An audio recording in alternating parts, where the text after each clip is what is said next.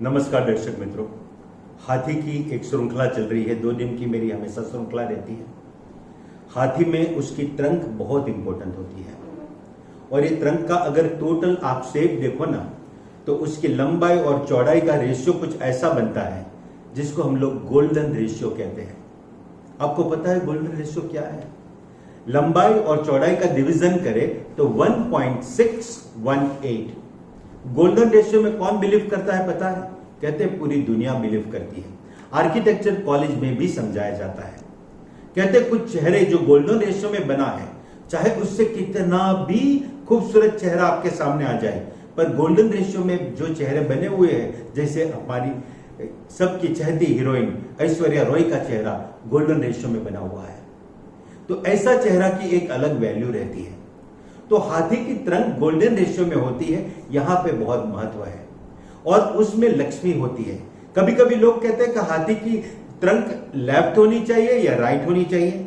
आपको ये बता दूं कि गणेश जी जैसे मैं बैठा हूं तो मेरे अगर राइट साइड पे गणेश जी की ट्रंक है, राइट हैंड की तरफ, तो ऐसी ट्रंक तो बहुत अच्छी मानते हैं। उसको कहते हैं कि आपको दाई सुंद वाला गणेश जी मिल गए, बहुत मजा आ जाएगी। ऐसे गणेश जी क्यों नहीं बनाते? क्योंकि शास्त्र कहते हैं कि जो बनाते हैं उसके लिए बहुत रिस्क है, पर जिसको ऐसा मिल जाए उसके लिए बहुत अच्छा है। तो अगर आपको कहीं पे ऐसी मूर्ति मिल गई जिसमें गणेश जी की ऐसी ट्रंक है तो आपको अवश्य ले लेना चाहिए। पर अगर बाई भी ट्रंक है तो भी वो अच्छे ही गणेश जी माने जाते हैं। तो आपको समझ लेना चाहिए कि ये ट्रंक में सब कुछ है। गणेश जी के पीछे, क्योंकि जहां पे भी इतनी ज्यादा प्रॉस्पेरिटी होती है उसके पीछे हमेशा दरिद्रता होती है। क्योंकि शक्ति संचय का नियम क्या कहता है, एनर्जी कंजर्वेशन का लॉ, कि अगर एक जगह पे ज्यादा ऐसे नहीं होता, कहीं से कम तो हुआ ही है। तो हाथी के पीछे या गणेश जी के पीछे हमेशा सात्या करने का रिवाज है, ताकि नेगेटिव एनर्जी कहीं रहे ही नहीं और वो पूरी घूम के बाहर निकल जाए। तो हाथी के पीछे या गणेश जी के पीछे सात्या करते हैं। कभी आप अपने घर के दरवाजे पे गणेश जी लगाते हैं तो कोई कोई कहता है कि अंदर एक और गणेश जी लगा लो। गणेश जी नहीं, स्वस्तिक को लगाओ अंदर, तो वो नेगेटिव एनर्जी निकल जाएगी, क्योंकि आगे एक सूंद है जिसमें से पॉजिटिव एनर्जी आती रहती है। बड़ी इंपॉर्टेंट बात मैंने आपको बताई और काफी लोगों के लिए ये महत्व का है। कभी कभी हम लक्ष्मी जी के फोटो के आगे कुछ कॉइन्स रखते हैं, वो कॉइन्स भी गणेश जी की सूंद के आकार में रखते हैं। इसमें भी हम दाई बाई अपनी इच्छा के अनुसार रख सकते हैं, ताकि ऊपर से लक्ष्मी जी की जो मुद्रा होती है, इसमें से कॉइन्स निकलते रहते हैं, वो सही फॉर्म में मल्टीप्लाई होते रहे और हमारी तरफ आते रहे। हमेशा गणेश जी के बाजू में लक्ष्मी जी हम रखते हैं। 2 हाथी जब खड़े रहते हैं तो बीच में लक्ष्मी मां आके खड़ी रहती है, इसलिए तो लक्ष्मी जी के फोटो के दोनों बाजू एक एक हाथी होता है। बड़ा इंपॉर्टेंट है। वैसे अष्टलक्ष्मी होती है, इसमें गज लक्ष्मी ऐसी है जिसमें 2 गज होते हैं और गज लक्ष्मी का फल होता है आपको गाड़ी में, बाइक में, जो सवारी में जितना इंटरेस्ट है उसकी क्वालिटी सुधारने के लिए, मतलब बेटर ग्रेड क्वालिटी ब्रांडेड गाड़ियां आपके घर पे रहे, ये भावना आपकी सिद्ध करने के लिए घर के पश्चिम भाग में जहां गज लक्ष्मी का वास होता है वहां पे आप ऊंची सूंड वाले हाथी 2 रख सकते हैं। आप 2 रखो या कभी कभी 4 भी रखते हैं। यहां पे भी यही बात है कि 4 हाथी की तस्वीर मिलनी मुश्किल है। लक्ष्मी के आजू बाजू में 4 हाथी वाली तस्वीर मिली तो उसको भी हमेशा प्रोटेक्ट करके रखनी चाहिए, पर वो बनाने वाले के लिए थोड़ी मुश्किल होने के कारण ऐसी तस्वीर आमतौर पे बनाते नहीं है। वो मिल गई तो उसको प्रोटेक्ट करना है। तो ये पश्चिम दिशा का महत्व आपने समझ लिया। आपको मित्रों पता है, जो गुरु ग्रह है नवग्रह में, वो आपका मैथमेटिक्स इंप्रूव करता है, आपकी बुद्धि तेज करता है, गलत हैबिट आपके लाइफ में कम करता है और आपको एक सच्ची राह दिखाता है जहां पे एबंडेंस है, प्रॉस्पेरिटी है, और उसकी जगह है घर के उत्तर दिशा। और गुरु ग्रह हमेशा नीची सूंड वाले हाथी पे बैठा हुआ होता है, इसलिए उत्तर दिशा जब घर का आपका हो और वहां पे एक नीची सूंड वाला हाथी रख लो, आपका गुरु मजबूत हो जाएगा। आपका बच्चा पढ़ता है, उसकी डेस्क पे आप नीची सूंड वाला हाथी रख लो, उसकी स्टडी बहुत अच्छी हो जाएगी, कंसिस्टेंट पढ़ेगा। और कहां पे अगर आप एक एडमिनिस्ट्रेटर हो और आपको ऐसा काम करना है जहां बिजनेस की बारे में सोचने के बजाय आपको टेक्निकल सोचना है, कभी कमर्शियल एंगल से सोचने वाले डिफरेंट होते हैं, वो ऊंची सूंड वाले हाथी रखते हैं, पर जिसको टेक्निकल अपनी नॉलेज बुद्धि को यूज करना है, कोई मशीन को और एफिशिएंट कैसे किया जाए, कोई प्रोसीजर को बाईपास करके और अच्छी प्रोडक्ट कैसी लाई जाए, ऐसी जो इन्वेंशन करनी है, इसके लिए नीची सूंड वाला हाथी आपके डेस्क पे रख लो, बहुत अच्छा रहेगा। और वो डेस्क अगर नॉर्थ में हो जाए तो मजा ही कुछ और है। आपको पता है एलिफेंट के तो बालों में भी मजा है। एलिफेंट के पूंछ में जो बाल होते हैं आपने कभी देखे, वो प्लास्टिक की तरह होता है। और एलिफेंट हेयर की ब्रेसलेट बड़े बड़े दिग्गज पहनते हैं। कहते हैं एक बार पहन लिया फिर शत्रु आपके सामने आंख नहीं उठा पाएगा, शत्रु आप पे वार नहीं कर पाएगा। और कभी कभी किसी को हम कहते हैं, जब एनर्जी जानते हैं कि आपको वाटर एनर्जी की बहुत जरूरत है, तो फिर उनको गलत टेम्पटेशन हो सकता है जैसे अल्कोहल, तो ये टेम्पटेशन कम करने के लिए भी हम कहते हैं कि एलिफेंट हेयर का ब्रेसलेट पहन लो। ये ब्रेसलेट कोई नई बात नहीं है। मैंने एंटवर्प में जब मैं गया था तब वहां की ज्वेलरी शॉप में मैंने पूछा, ये ऐसा ब्रेसलेट आपके पास है? 1 मिनट में निकाल के दे दिया था। तो पूरे वर्ल्ड में एलिफेंट ट्रंक के जो एलिफेंट के हेयर का ब्रेसलेट है वो अवेलेबल होता है, और वो पहनने की मजा भी आप देख लो। आपके घर जो होता है, इसमें जो पूरब दिशा होता है ना, उसका 9 भाग कर लो, और ईशान दिशा से जो चौथा भाग आएगा, उस भाग को क्या कहते हैं हमारी भाषा में? उसको महेंद्र कहते हैं। महेंद्र मतलब महाइंद्र। किसके ऊपर बैठा? ऐरावत हाथी पे। अब ऐरावत हाथी किसको कहते हैं? जिसके ऊपर अंबाड़ी होती है। जैसे राजा महाराजा की होती है ना, राजा बैठते ऊपर अंबाड़ी होती है, उसको ऐरावत हाथी कहते हैं। और ये ऐरावत हाथी अगर आपने महेंद्र के पद में रखा तो आपके सबऑर्डिनेट आपके कंट्रोल में रहेंगे। एक राजा से जैसे डरते हैं, जैसे मोदी साहब आते हैं तो हमको लगता है, या उनके सबऑर्डिनेट को लगता है कि उसके आंख में आ जाए, ऐसा नहीं करना है, कुछ गलत नहीं करना है, तो ये तो उनके सामने करने वाली बात हुई।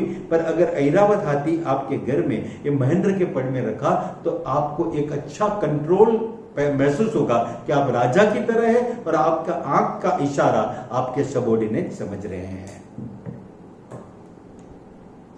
और एक आपका ये नंदी 18 नंबर मैंने लिखा है वास्तुशास्त्र में, नैऋत्य कोण में तिजोरी जहां हम रखते हैं इसके बाजू में, कहते हैं वहां कुछ ऐसी एनर्जी होती है जो फिल्टर की तरह है। फिल्टर क्या होता है कि अच्छी चीजों को आ जाने दे और बुरी चीजों को रखे। आपको पता है ऐसा फिल्टर शिव के मंदिर में नंदी के स्वरूप में है। नंदी बाहर है ना, और जो भी दर्शन करने अंदर जाएगा तो हर एक आदमी में पॉजिटिव नेगेटिव चीज होगी, तो उसकी नेगेटिव चीजों को वहां तक रोको और सिर्फ पॉजिटिव चीजों को अंदर अलाउ करो। ये चेकिंग है, सिक्योरिटी है। हमने एयरपोर्ट पे तो सिक्योरिटी दिखी है, ये शिव के मंदिर में सिक्योरिटी बहुत स्ट्रांग होती है नंदी की। वो नंदी मतलब दौवा ऋग का पद है नैऋत्य कोण में, और वहां पे हाथी के मुख या हाथी के दांत जमीन में आप दांतो तो वहां से आपको यह सिक्योरिटी मिलेगी कि आपके घर में हर एक ऊर्जा फिल्टर होकर आएगी। जो आपको नुकसान करने वाली है वो घर में प्रवेश ही नहीं कर पाएगी। इससे आप जीवन में बहुत आगे बढ़ोगे, क्योंकि एनर्जी इतनी सिक्योर्ड है। अभी तो आपको मजा भी आ जाएगी कि अगर कुछ ऐसा फिल्टर आ गया कि कोरोना फ्री चीज ही घर में आ पाए तो मजा आ जाए कि नेगेटिव एनर्जी आएगी ही नहीं और सिर्फ पॉजिटिव एनर्जी आएगी। तो ऐसे आपके लिए मजा आ जाएगी अगर ये नंदी के पद में आपने दौवा ऋग के पद में मतलब नैऋत्य कोण में हाथी के दांत या ये हाथी का मुख वाला फोटो जमीन में डाल दिया। 7 हाथी का पूरा झुंड अगर होता है, वो फलो फूलो, हम किसी को देते ना आशीर्वाद कि बहुत जीवन में आगे बढ़ो, तो 7 हाथी दे दो, पूरा ग्रुप व्हाइट कलर का, मजा आ जाएगी। अगर किसी को लगे कि मेरा कर्जा ही नहीं उतर रहा है, तो एक रिवाज है असली हाथी के नीचे असली हाथी के नीचे आदमी पूरा पसार हो जाता है, उसके महावत को कहते हैं, इनके अटेंडेंस में पसार होता है। और जब वाइल पासिंग अंडर द हाथी, वो उसके नीचे की पैरों तले की मिट्टी ले लेता है, और ये मिट्टी को अगर कुएं में डाल के डाल दे तो उसके बाद कहते हैं कर्जा उतर जाता है। ये टोटका सदियों से हमारे हिंदुस्तानी कस्टम में माना जाता है। कभी अगर किसी को ऐसी प्रॉब्लम है तो एक बार ट्राई करना चाहिए कि असली हाथी के नीचे गुजर के ऐसे आप मिट्टी लो और मिट्टी को कुएं में डाल दो, और अगर आपको लगता है तो कोई शत्रु आपका पीछा ही नहीं छोड़ता और आप बेसहाय हो गए हो, आपके हाथ की बात नहीं है, तो आपको एक अंकुश लेकर, ये हाथी के महावत जो होता है, जो अंकुश हमेशा रखता है, हाथी के माथे पे दबाता रहता है, हाथी को मॉनिटर करने के लिए, हाथी को दिक सूचन करने के लिए, क्योंकि हाथी अगर सीधा रहा तो बहुत अच्छा, पर कभी वो अगर तूफान पे चढ़ गया तो क्या क्या तोड़ सकता है, तो उसको अंकुश की जरूरत है। तो ये अंकुश हमको महावत को गिफ्ट करना है। कहते वो शत्रुनाशक होता है, आपका एक शत्रु खत्म हो जाएगा। मित्रों, हाथी के बारे में मैंने काफी बात आपको बताई और मुझे उम्मीद है कि ये एपिसोड आपको बहुत काम लगेगा। तो अब आप आपके घर में कम से कम ऊंचे सूंड वाले हाथी, नीचे सूंड वाले हाथी, कहीं तिजोरी के पास, कहीं दरवाजे के पास, कहीं बेडरूम में, कहां घर के नॉर्थ में, जहां जहां जो उपाय बताया वो आप करें। आपको एक बात बताऊं कि जहां आपकी तिजोरी रखी है वहां 2 ऊंचे सूंड वाले हाथी तो रख ही लेने चाहिए, क्योंकि ऊंचे सूंड वाले हाथी के बीच में लक्ष्मी जी को बहुत पसंद है और वो खड़ी ही रह जाती है, और लक्ष्मी आपके तिजोरी की तरफ आती ही रहे तो मजा आ जाए। कभी घर का हमारा साउथ वेस्ट कोना कटा है, साउथ वेस्ट कोने में खड्डा है, तो ऐसे केस में भी हमारा कोई नेगेटिव एनर्जी नहीं आए, हमारी आयुष्य को कोई मार ना पड़े, ऐसे करके हम ऐसे हाथी सूचित करते हैं।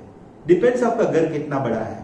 अगर आपका घर एक नॉर्मल साइज का है, 2-3 बेडरूम का है, तो जो हाथी की मैं बात कर रहा हूं वो आप 6 इंच, 8 इंच, 1 फीट का सोचो।